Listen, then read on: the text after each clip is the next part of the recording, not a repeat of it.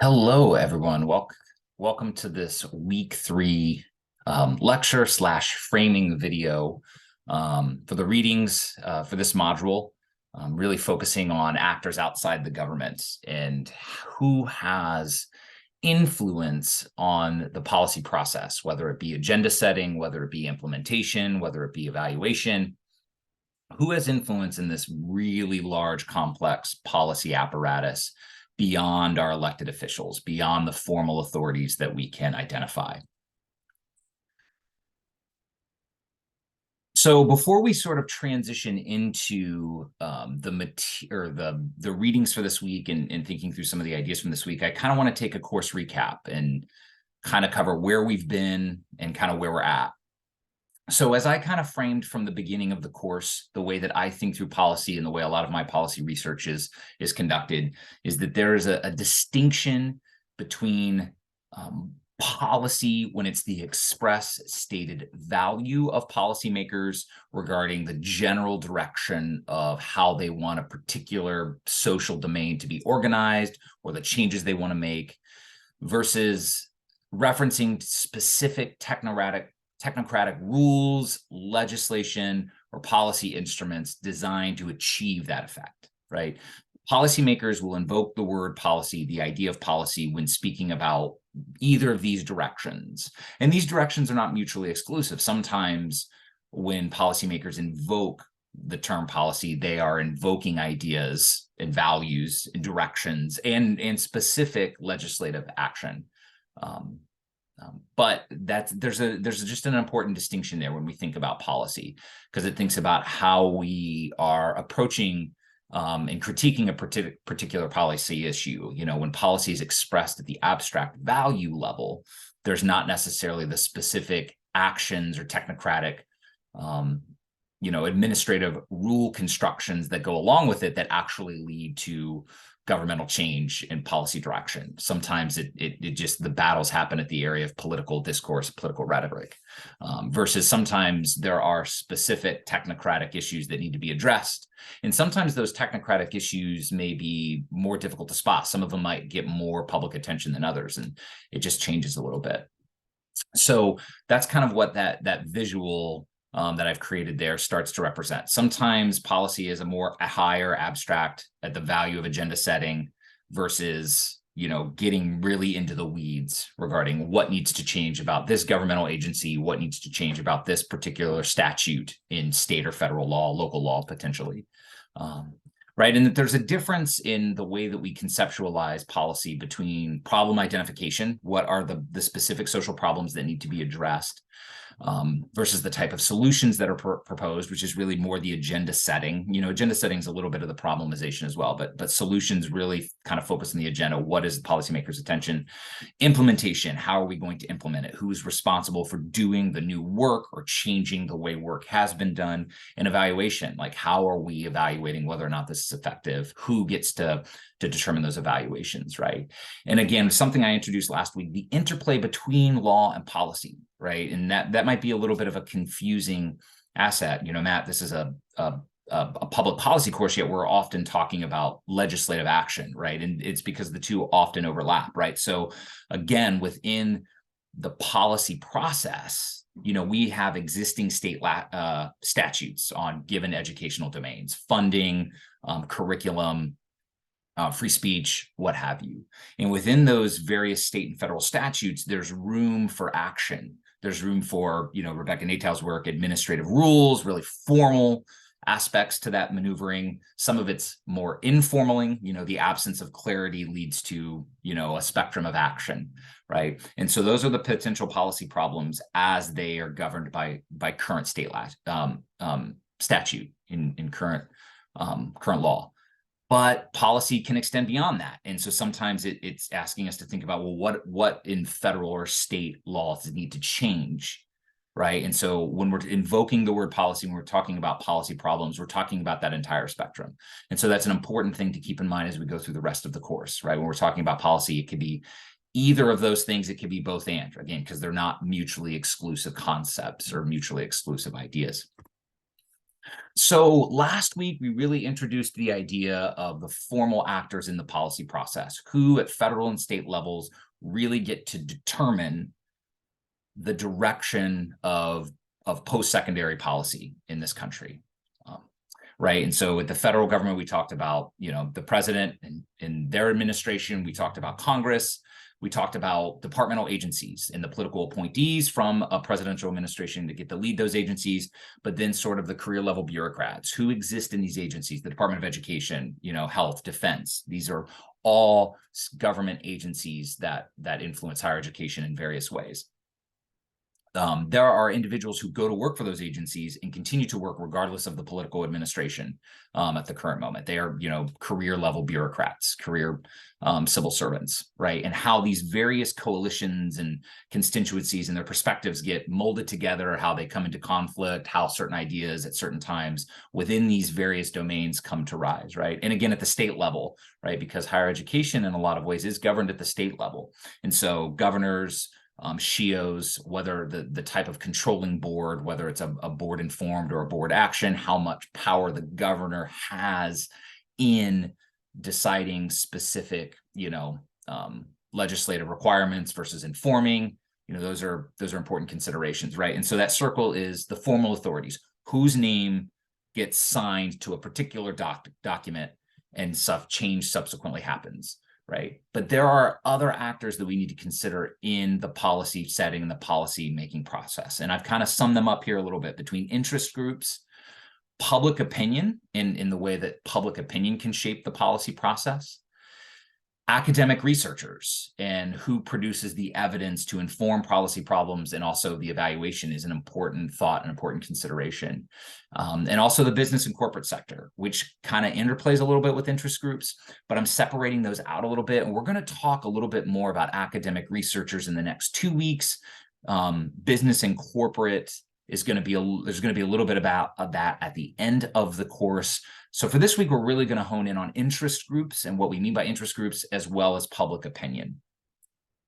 So I want to take a moment and sort of give you a sort of maybe a pathway through the next few weeks of the course material, just so that you're prepared and just so that you can be as efficient as possible with your critical reflections and your time.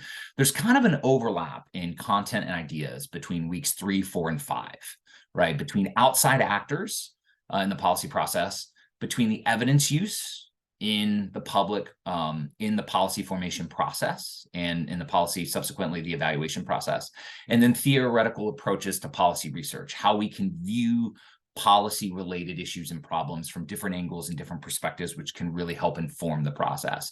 There's kind of a pathway through all of them. The writings are not as clearly, cut. And as a result, there's really a connection between the week 3 and the week 4 critical reflection assignment. So my advice would be for you to glance at both of those at the beginning of week 3, so that you can be better prepared to do both assignments, and that you might not be spinning your wheels trying to find documents that meet the expectations of the week 3, but don't meet the expectations of week 4. I would recommend looking at both now, because you might be able to find the same 2 policy documents that I'm asking for in the critical reflection assignment. And that way you can be a little more efficient with your time. If you spend a little more time now this week looking for documents, you'll be able to find things that hopefully will inform your final paper project as well, because I always want you to be as efficient as possible with that time in informing that research project. So interest groups, right? They get a lot of attention, at least in the media and popular discourse regarding the policy process.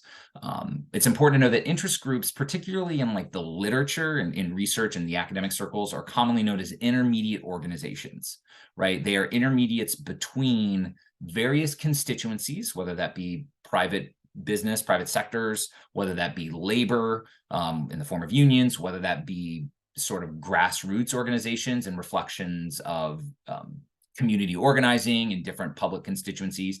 They are intermediaries between those various coalitions and those constituencies and the state legislative apparatus, right? They kind of act as a bridge or a network to those various voices into the lawmakers who signed their names to particular legislative and policy initiatives, right? And so with the visual that we have here, we have the state. We're really going to think here at the state level. This is very applicable at the federal level, but as the states governing most of higher education, we see visually the different types of public domains that they have charge over, whether that be healthcare, Medicare spending, whether that be criminal justice, whether that be transportation, whether that be civil service like fire and police, which is handled more at the local level, but there's state responsibilities there as well. Right. And then we also have education, both K through 12, post-secondary. These are all purviews of the state. They require state attention. They require resources to manage. Right. And all of the various constituencies within these various social domains are competing for resources. The states do not have a limitless, supply of resources. And so they are all constantly kind of navigating for those resources, right? And they interface with these various state agencies and lawmakers to try to, support particular thoughts or ideas. Now, at the federal level, right, Kingdom's research really suggests that, intermediate organizations play much more of a role in blocking potential agenda items as opposed to crafting specific agenda items, which I think is a little different than most of our policy discourse, popular discourse around the function of intermediate organizations. You often hear it said that, lobbyists are doing things, actively writing things. And there's some examples we're going to talk about later where that's been more true over the years. But historically speaking, a lot of intermediate organizations, particularly the organizations around private industry and perhaps labor, have historically been about blocking particular agenda items. They sense that something is getting some steam, whether that be via public opinion or within the career bureaucrats, within legislative ideas, and they want to kind of step in and maybe try to block those things and keep the status quo going. When the writing is on the wall, right? When they sense that there's a critical mass, a movement of something's going to change, they obviously are going to get on board with trying to craft particular agenda items that are favorable to their various coalitions or constituencies. It's really interesting to think that some of Tanberg's research, that the number of IOs in a state, and not just educational IOs, but the number of IOs across all public domains, really influence funding and support for post-secondary education. And there's a reason, a broader theoretical reason for that. A lot of state funding of health, transportation, particularly K through 12 education, is much more mandatory. And it's very, very difficult to change that through law, through the way current state laws are constructed, and also politically, right? Post-secondary education is sort of the area of a state budget that's more malleable, right? If in an economic downturn, we can kind of slash appropriations to post-secondary. They can raise tuition to kind of offset the revenue, and they call that the balancing wheel. Over time, it kind of balances out. And in really good state, in really good moments of state economic boom, higher education tends to get that extra funding, but in economic downturns, higher education tends to be the first enterprise that's cut a little bit, and they call that the balancing wheel over time. But it's just interesting to think about the number of IOs, the number of different voices in state lawmakers' ears kind of determines the funding a little bit. And so that's an interesting finding and something we want to think about and consider. So when we kind of transition to think through what are some of the big intermediate organizations or lobbying sort of enterprises within higher education, it's really important to think about flagship institutions, right? How there's usually a very large institution within the state, and it usually has the ears of policymakers relative to other institutions. And they typically also have large NCAA Division I sports, whether it be football, basketball, that also helps capture attention. It captures public attention in ways that other institutions cannot. That's just a part of the socialized world that we live in, whether we like that or not.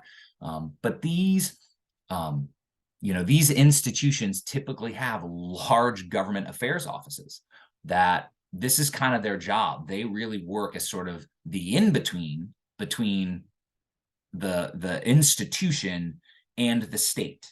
And they're, in a sense, you can almost think of these government agencies or these government affairs offices as intermediate organizations in and of themselves, right? A little bit. They usually, have a disproportionate say in state policy agenda and the types of information. So an anecdotal example from my experience is Ohio State and the role that it played in the implementation of performance-based funding in Ohio. Ohio State was an institution that was very supportive of the idea of performance-based funding. And as an elite institution that has a lot of popularity, that can sort of tailor its admissions criteria to attract and admit the type of students that are going to meet whatever performance funding metrics are put in place, Ohio State was very supportive of the agenda and also had a lot of say in the type of metrics that were put in place, right? And that kind of makes sense, right? They get to dictate a little bit of sort of the state policy, right? We have this saying, Ohio State sneezes and the rest of the institutions in the state grab a tissue, right? And maybe that's a saying you hear in other flagship, with other flagship institutions, right? But these institutions can be really important on a lot of different spectrum, a lot of different issues. So a very contemporary example that's just been happening in the last couple of months has been state efforts to curtail certain DEI, critical race theory, diversity, equity, inclusion initiatives, educations within these institutions. And certain flagship institutions can really have a say in whether or not these policies come into fruition and how much resistance they may get. So a contemporary example, and I've put some quick articles and some Twitter hits in a folder in the module that you can look at, would be Texas and their attempt to ban DEI training. And I put some of those links in there that you can look at. And you can also just look at how the University of Texas Austin, right, a leading flagship institution in the state capital, is really trying to, there's individuals within the organization and the organization trying to take charge and sort of pushing back against this initiative, informing the public about why this is bad and the detrimental effects that could come from that. So very interesting, something for you to check out there and look at it. But flagship institutions within the higher education world actually represent a really predominant intermediate organization in their influence in state policy apparatuses. But we've also seen the proliferation of partisan or ideological think tanks over the last couple of years. And these are organizations that produce information, research briefs, reports, position papers for both public consumption and for policymakers, right? These organizations typically have sort of a dual mission to inform the public on particular policy initiatives, but also to provide policymakers specific information on specific policy initiatives. And we're going to talk more about that in week 4, right? Usually these are very large, comprehensive domains that are covering a whole host of areas, whether it be workforce, transportation, health, education, right? And they maybe have offices or different teams within the within these large organizations that are focusing on particular domains, particular areas of expertise, right? So some examples here that I got is, the Cato Institute, the Urban Institute. These are institutions that or organizations that do a lot of policy work as it's related to the economy and education, right? And sometimes they're more industry specific. They're not like large scale, right? So example would be SHEO, the State Higher Education Executive Officers Association, right? An organization that's really focusing on supporting state level governing boards as it relates to higher education. The Institute for Higher Education Policy, or the Ohio Association for Community Colleges would be another one. These are more industry specific sort of intermediate spaces, right? And these ideological think tanks can be partisan or nonpartisan. So when we invoke the term ideological, we don't always necessarily mean on a partisan spectrum, although that is a big part of it, talk about on the next slide. But it just means that they have a particular type of goal, right? Advancing higher education through various types of policy initiatives or what have you. But they can be partisan or nonpartisan, and it's usually on a scale, right? It's important to think of these sort of partisan not necessarily as completely, right of center, completely left of center. But sometimes they are nonpartisan in a way that kind of has voices on both, right? So some examples of some right of center policy think tanks that are really predominant in the United States, both within higher education and broadly, be the Heritage Foundation and the American Enterprise Institute. A policy organization that's left of center, I would argue, is the Center for American Progress. And then the Brookings Institute would maybe be an example of more of a nonpartisan organization that really kind of has teams or ideas, sort of different ethoses within the organization on both sides of the spectrum. And you kind of can get, different sort of perspectives that way. And then some organizations really, sort of try to construct themselves as a center, a moderate, organization. Right. These organizations typically, well, I don't want to say typically, organizations can have a constructed sort of partisan bent, even if they don't identify as a specific partisan organization, right? And so I'll give you an example here. A lot of times you can go to these organizations, you can go to their websites, and you can go to the missions, the values about, and you can read about it. So here's an example from the Cato Institute. The Cato Institute is a public policy research organization or think tank that creates the presence for and promotes libertarian ideas in policy debates, right? The Cato Institute is very upfront. They value libertarian, capital L, libertarian philosophical ideas, and they embody those ideas within their organization, and they're trying to promote how those values and those philosophical understandings can have consequences in various policy domains and advocate for various policy positions constructed from that ideological space, right? The Center for American Progress identifies itself as an independent, nonpartisan policy institute. But if you continue to read on, that is dedicated to improving the lives of all Americans through bold, progressive ideas, as well as strong leadership and in concerned action, right? Even though they're identifying more as an independent, nonpartisan policy institute, and they're independent in the sense that there's no like larger organization or larger sort of ideological force that's compelling them to think about policy in one particular direction, but they really still are an institution that's thinking about policy ideas and values that are typically understood as left of center, right? So even if it's sort of non-ideological in that sense, it is still you're usually able to identify it along a partisan spectrum. So I hope that makes sense a little bit. And again, some of these policy organizations will identify much more as center, right? They are center. And that's, that's an important, they're an important voice in all of this. So I want to take a moment and just kind of think about this for a little bit. I don't think partisan ideological commitments, particularly as they're expressed in these policy organizations, are necessarily bad, right? They represent different voices within our socialized world. And I think it can be a much better and healthier perspective when these organizations and when individuals and how they resonate with these organizations can reflect on that, right? We all kind of have our formed basic beliefs. It's really impossible to sort of read everything on everything, right? Particularly in the policy world. And so we all have these heuristics that are based on our values, right? Our political leanings, our political organizations, and that's not inherently bad. I think it's good. I think it's better that there be these types of spaces that are explicit about where they're coming from, as opposed to all of these different places existing under the guise of some sort of false sense of independence that we impose upon them.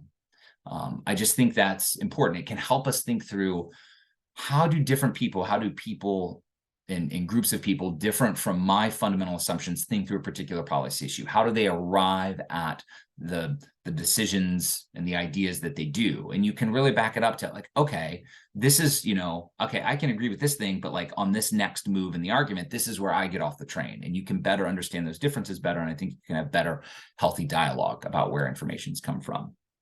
Right. And like I said, we all kind of need these general heuristics to kind of move through this proliferation, this democratization of information, kind of as we've had over the last few weeks. And you're going to read more about that kind of next week. Think about that. So I want to transition a little bit and talk about public opinion. So in the popular discourse, we get a lot of, there's a lot of, it's a very popular notion in public discourse that legislative lawmakers are really divorced from what the public wants to see in policy action. And as a result, it leads to a lot of what I would call political nihilism on the part of the public. There's nothing that we can do to change the system. There's nothing we can do. These policymakers are all going to just do what they want to do, and they're all the same. And I want to push back on that a little bit here. So first off, just thinking about like, what does public opinion do, particularly through like the media and how like popular media picks up on ideas and how they do things. You know, public opinion can be really, really important and a viable tool in the problematization phase of a particular policy issue, right? So college affordability is a great example from the last 10 years.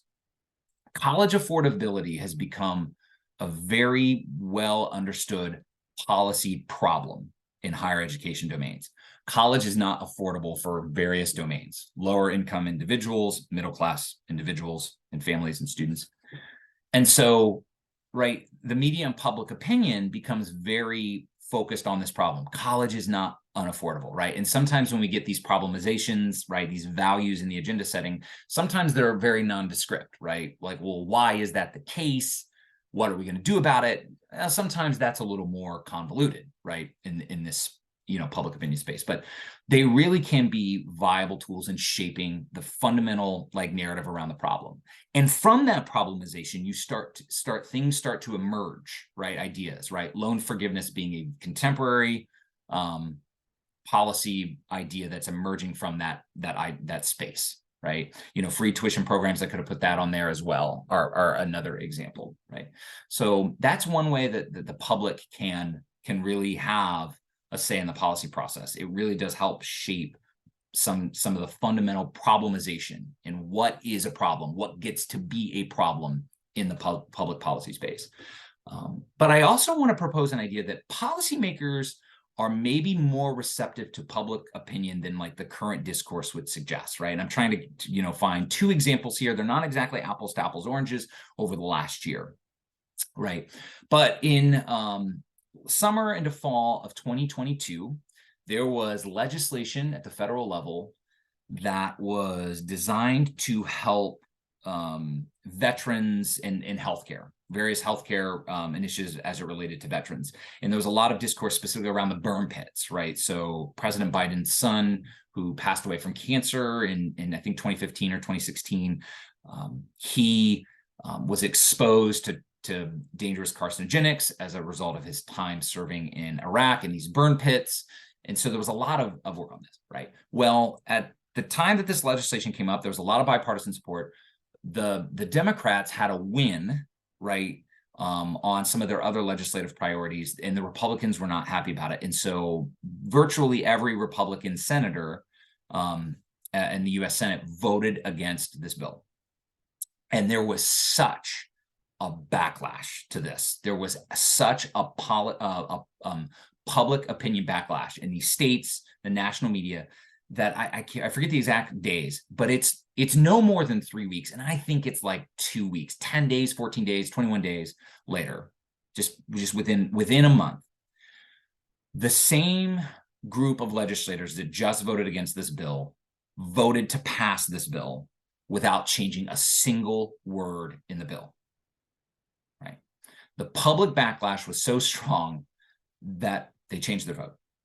Right. And I think that this is just an example of like how public opinion can shape legislative change and legislative action. So an example on the Democratic, and it's not quite on the legislative front, but over the last year, Nancy Pelosi, the former Speaker of the House, has been very kind of, for a long time, very much of the opinion that Congress people should still have the ability to participate in certain market activities like every other U.S. citizen, right? With particularly in trading within the stock market, right? And there are supposed to be laws and rules that prevent insider trading, particularly for policymakers and lawmakers who have access to information faster than the public. And it's another conversation about whether or not that's adequate or not. But She was very supportive of that idea that Congress people should not be prohibited from this type of economic, wealth building and growth relative to any other citizen in the country because of their elected position, right?